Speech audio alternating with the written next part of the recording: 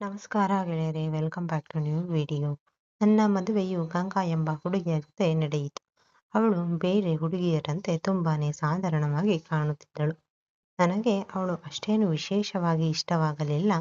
ಆದರೆ ನನ್ನ ಹೆತ್ತವರ ಒತ್ತಾಯದ ಮೇರೆಗೆ ನಾನು ಈ ಮದುವೆಯನ್ನು ನಿರಾಕರಿಸಲು ಸಾಧ್ಯವಾಗಲಿಲ್ಲ. ಆ ಹುಡುಗಿ ನನ್ನ ತಂದೆಯ ಸ್ನೇಹಿತನ ಮಗಳಾಗಿದ್ದಳು. ಅವಳಿಗೆ ಬೇರೆ ನಗರದಲ್ಲಿ ಓದುತ್ತಿದ್ದ ಒಬ್ಬ ಸೋದರಿ ಕೂಡ ಇದ್ದ ಕಾರಣ ಮದುವೆಯನ್ನು ಆತುರದಲ್ಲೇ ನಿಶ್ಚಯಿಸಲಾಗಿತ್ತು. ನಾನು ನಿಮಗೆ ಹೇಳಿದಂತೆ ಮದುವೆಯ ಸಮಯದಲ್ಲಿ ಗಂಗಾಳ ತಂಗಿ ಮಮತಾ ತನ್ನ ಪರೀಕ್ಷೆಗಳ ಕಾರಣದಿಂದ ಊರಿನಲ್ಲಿ ಇರಲಿಲ್ಲ. ಆದ್ದರಿಂದ ಅವಳು ಮದುವೆಗೆ ಹಾಜರಾಗಲು ಸಾಧ್ಯವಾಗಲಿಲ್ಲ. ಈಗ ಅವಳ ಪರೀಕ್ಷೆಗಳು ಮುಗಿದಿದ್ದು ಅವಳಿಗೆ ರಜೆ ಸಿಕ್ಕಿದೆ. ಅವಳು ನನ್ನನ್ನು ಮತ್ತು ತನ್ನ ಸಹೋದರಿಯನ್ನು ಭೇಟಿಯಾಗಲು ಕಾತುರದಿಂದ ಕಾಯುತ್ತಿದ್ದಳು. ಅವಳು ಬಿಜಾಪುರದ ಮನೆಗೆ ಬಂದು ನನಗೆ ಕರೆ ಮಾಡಿ, ಹೆಲೋ ಬಾವಾ, ನಮಸ್ಕಾರ, ನಾನು ನಿಮ್ಮ ಹೆಂಡತಿಯ ತಂಗಿ ಮಮತಾ. ನೀವು ನನ್ನನ್ನು ಗುರುತಿಸುತ್ತೀರಾ ಎಂದು ಕೇಳಿದಳು. ನಾನು ನಮಸ್ಕಾರ ಹೇಳಿದೆ. ಆದರೆ ನನಗೆ ನಿಮ್ಮ ಹೆಸರು ಮಾತ್ರ ಗೊತ್ತು. ನೀವು ಮದುವೆಗೆ ಬರಲಿಲ್ಲ, ಹಾಗಾಗಿ ನಾನು ನಿಮ್ಮನ್ನು ಹೇಗೆ ಗುರುತಿಸಲಿ ಎಂದೆ. ಅದಕ್ಕೆ ಮಮತಾ, ಬಾವಾ, ಪರೀಕ್ಷೆ ಮುಗಿದ ತಕ್ಷಣ ನಾನು ಓಡಿ ಬಂದಿದ್ದೇನೆ.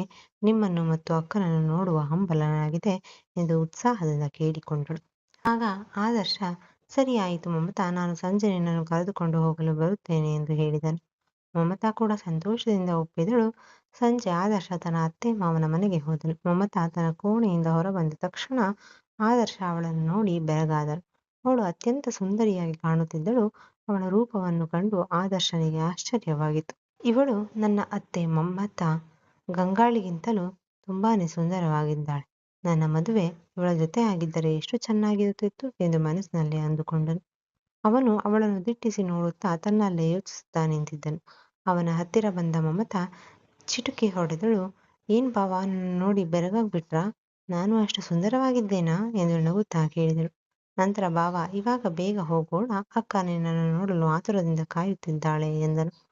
ಅತ್ತೆ ಮನೆಯಿಂದ ಅವರು ಮನೆಗೆ ಸುಮಾರು 50 ಕಿಲೋಮೀಟರ್ ದೂರವಿತ್ತು. ರಾತ್ರಿ 9 ಗಂಟೆಯ ಸಮಯದಲ್ಲಿ ಅವರು ಕಾರಿನಲ್ಲಿ ಹೊರಟರು. ದಾರಿಯಲ್ಲಿ ಹೋಗುವಾಗ ಆದರ್ಶ, ಮಮತಾ, ನೀನು ತುಂಬಾ ಸುಂದರವಾಗಿದ್ದೀಯಾ, ಗಂಗಾ ನಿನ್ನ ಮುಂದೆ ಸಾಧಾರಣವಾಗಿ ಕಾಣುತ್ತಾಳೆ ಎಂದರು. ಅದಕ್ಕೆ ಮಮತಾ, ಬಾವಾ, ಯಾಕೆ ತಮಾಷೆ ಮಾಡುತ್ತಿದ್ದೀರಿ? ಅಕ್ಕ ಮತ್ತು ನಾನು ಒಂದೇ ತರಹ ಕಾಣುತ್ತೇವೆ ಎಂದು ಉತ್ತರಿಸಿದಳು. ಆದರ್ಶ ಮತ್ತೆ, ಇಲ್ಲ, ನೀನು ಅವಳಿಗಿಂತಲೂ ಆಕರ್ಷಕವಾಗಿದ್ದೀಯಾ. ನಾನು ನಿನ್ನನ್ನು ಮೊದಲೇ ಭೇಟಿಯಾಗಿದ್ದರೆ ನಿನ್ನನ್ನು ಮದುವೆಯಾಗುತ್ತಿದ್ದೆ ಎಂದನು. ಮಮತಾ ನಗುತ್ತಾ, ಬಾವಾ, ನೀವು ಈಗ ಅಕ್ಕನನ್ನು ಮದುವೆಯಾಗಿದ್ದೀರಿ, ಹಾಗಾಗಿ ಅವಳ ಮೇಲೆ ಮಾತ್ರ ಗಮನವಿರಬೇಕು ಎಂದು ಬುದ್ಧಿಮಾತು ಹೇಳುವಂತೆ ಮಾತನಾಡಿದಳು. ಆದರ್ಶ ಅವಳ ಮಾತನ್ನು ಗಂಭೀರವಾಗಿ ತೆಗೆದುಕೊಂಡು, ನಾನು ಹೃದಯದಿಂದ ಹೇಳುತ್ತಿದ್ದೇನೆ, ನೀನು ಮೊದಲ ನೋಟದಲ್ಲಿ ನನ್ನ ಮನಸ್ಸು ಸೋತಿದೆ ಎಂದನು. ಮಾತನಾಡುತ್ತಾ ಆದರ್ಶ ಅವಳ ಕೈಯನ್ನು ಹಿಡಿದನು. ಮಮತಾ ಸ್ವಲ್ಪ ಮುಜುಗರ ಅನುಭವಿಸಿದರೂ ಸುಮ್ಮನಾದಳು. ಆದರ್ಶ ಅವಳಿಗೆ ಸಮಾಧಾನ ಮಾಡುತ್ತಾ ತನ್ನ ಭುಜದ ಮೇಲೆ ತಲೆ ಇಟ್ಟು ವಿಶ್ರಾಂತಿ ಪಡೆಯಲು ಹೇಳಿದನು. ಅವನು, ನಮ್ಮ ಸಂಬಂಧ ಕೇವಲ ಭಾವ ನಾದನಿಯದ್ದಲ್ಲ, ನಾದನಿ ಎಂದರೆ ಅರ್ಥ ಪತ್ನಿ ಸಮಾನ ಎಂದು ಚಮತ್ಕಾರವಾಗಿ ಮಾತನಾಡಿದನು. ಮಮತಾ ಅವನ ಭುಜದ ಮೇಲೆ ತಲೆ ಇಟ್ಟುಕೊಂಡಳು. ಆದರ್ಶ ಅವಳ ಹತ್ತಿರ ಇರಲು ಕಾರನ್ನು ನಿಧಾನವಾಗಿ ಚಲಿಸುತ್ತಿದ್ದನು. ದಾರಿಯುದ್ದಕ್ಕೂ ಅವರ ನಡುವೆ ಆಪ್ತವಾದ ಮಾತುಕತೆಗಳು ಮುಂದುವರೆದಿದ್ದವು. ಕಾಲೇಜಿನಲ್ಲಿ ನಿನಗೆ ಯಾರಾದರೂ ಸ್ನೇಹಿತರಿದ್ದಾರಾ ಎಂದು ಆದರ್ಶ ಕೇಳಿದನು. ಅದಕ್ಕೆ ಮಮತಾ, ನನ್ನನ್ನು ಇಷ್ಟಪಡುವವರು ತುಂಬಾ ಜನರಿದ್ದಾರೆ, ಆದರೆ ನಾನು ಯಾರನ್ನು ಹತ್ತಿರ ಸೇರಿಸಿಲ್ಲ ಎಂದಳು. ಆದರ್ಶ ಅವಳ ಮುಗ್ಧತೆಯನ್ನು ಕಂಡು ಸಂಭ್ರಮಿಸಿದನು. ಪ್ರಯಾಣದ ಸಮಯದಲ್ಲಿ ಆದರ್ಶ ಅವಳ ಸೌಂದರ್ಯವನ್ನು ಆಸ್ವಾದಿಸುತ್ತಾ ಅವಳನ್ನು ಹತ್ತಿರವಾಗಿದ್ದನು. ಮನೆಗೆ ಬಂದಾಗ ಗಂಗಾ ಅವಳನ್ನು ಪ್ರೀತಿಯಿಂದ ಸ್ವಾಗತಿಸಿದಳು. ಊಟದ ನಂತರ ಎಲ್ಲರೂ ಮಾತನಾಡಿದರು. ಅಂದು ರಾತ್ರಿ ಆದರ್ಶನಿಗೆ ನಿದ್ದೆಯೇ ಬರಲಿಲ್ಲ. ಅವನ ಕಣ್ಣುಗಳ ಮುಂದೆ ಮಮತಾಳ ಸೌಂದರ್ಯವೇ ಸುಳಿಯುತ್ತಿತ್ತು. ಗಂಗಾ ತನ್ನ ಗಂಡನ ಬದಲಾದ ವರ್ತನೆಯನ್ನು ಗಮನಿಸಿದ್ದರೂ ಕೆಲಸದ ಒತ್ತಡವಿರಬಹುದು ಎಂದು ಸುಮ್ಮನಾದಳು. ಆದರ್ಶ ಪ್ರತಿ ರಾತ್ರಿ ಗಂಗಾನೊಂದಿಗೆ ಆಪ್ತವಾಗಿರುತ್ತಿದ್ದನು. ಆದರೆ ಇಂದು ಅವನು ಮಮತಾಳನ್ನು ನೆನೆಯುತ್ತಾ ಗಂಗಾನೊಂದಿಗೆ ಸಮಯ ಕಳೆಯುತ್ತಿದ್ದನು.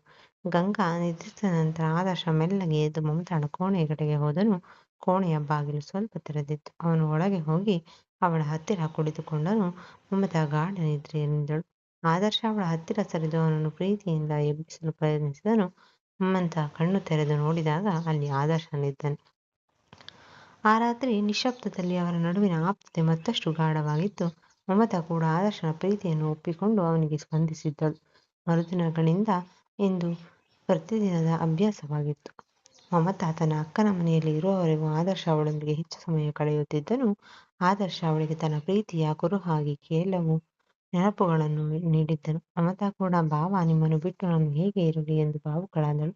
ಆದರ್ಶ ಅವಳಿಗೆ ಭರವಸೆ ನೀಡಿ, ನಾನು ಪ್ರತಿ ತಿಂಗಳು ನಿನ್ನ ಕಾಲೇಜು ಇರುವ ನಗರಕ್ಕೆ ಬರುತ್ತೇನೆ, ಅಲ್ಲಿ ನಾವು ಭೇಟಿಯಾಗೋಣ ಎಂದರು. ಈ ರಹಸ್ಯ ಪ್ರೀತಿಯ ನಡುವೆಯೂ ಮಮತಾ ತನ್ನ ಅಕ್ಕನ ಬಗ್ಗೆ ಕಾಳಜಿ ವಹಿಸಿ ಅಕ್ಕನನ್ನು ಚೆನ್ನಾಗಿ ನೋಡಿಕೊಳ್ಳಿ ಎಂದು ವಿನಂತಿಸಿದಳು.